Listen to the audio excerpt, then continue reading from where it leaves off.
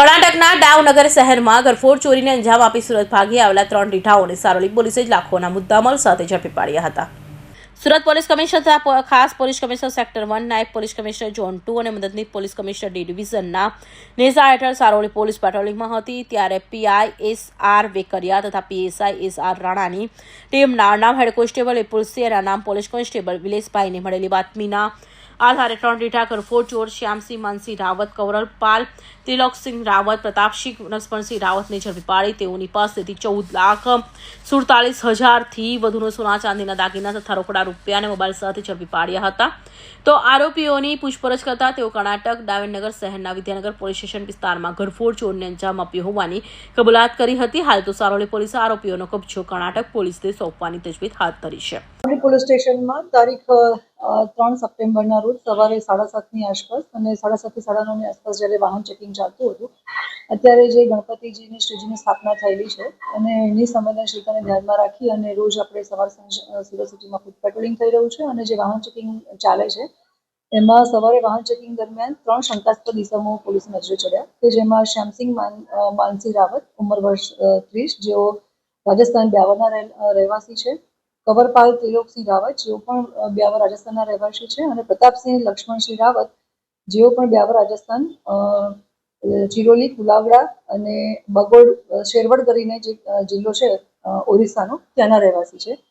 આ 3 જણા 2 જણા છે એ ગરફોડ ચોરીના અને મિલકત સંબંધી ગુનાના સંદર્ભમાં પોલીસ જેલમાં હતા અને જે શ્યામસિંહ છે એઓ મર્ડરના ગુનામાં જેલમાં હતા. તે દરમિયાન તેઓની મિત્રતા થઈ. એ લોકો જ્યારે બહાર નીકળ્યા છૂટીને ત્યારે 3 જણાએ ભેગા મળી એમાંથી એક જણ જે છે પ્રતાપસિંહ એ બેંગ્લોરમાં એક જગ્યાએ જોબ કરતા હતા.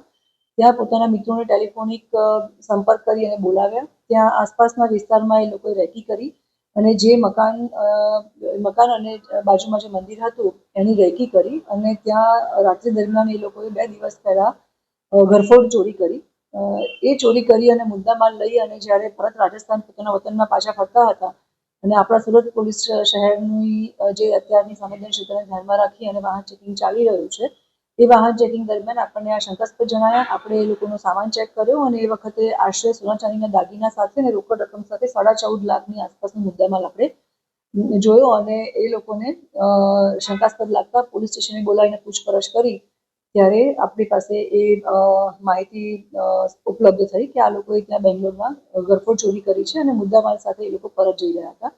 તો પોલીસે આ આખી સમગ્ર ઘટનામાં સરસ રીતે એક એલર્ટનેસ બતાવી અને વાહન ચેકિંગ દરમિયાન 2 દિવસ પહેલા જ માત્ર જે ગુનો નોંધાયો છે બેંગ્લોરમાં, જે વિદ્યાનગર પોલીસ સ્ટેશન છે બેંગ્લોરમાં, એમાં જે ગુનો નોંધાયો છે એનું ડિટેક્શન કરી અને મુદ્દામાલ પણ રિકવર કર્યો છે. આપણે ત્યાં મેસેજ અપાયો છે અને કર્ણાટક વિદ્યાનગર પોલીસ સ્ટેશનની જે ચોકી છે એ ત્યાંથી પોલીસ સ્ટેશન છે ત્યાંથી એ લોકોની જે ટીમ છે રવાના થઈ ગઈ છે અને આપણે એમને મુદ્દામાલ અને આરોપીઓ હેન્ડઓવર કરી રહ્યા છીએ.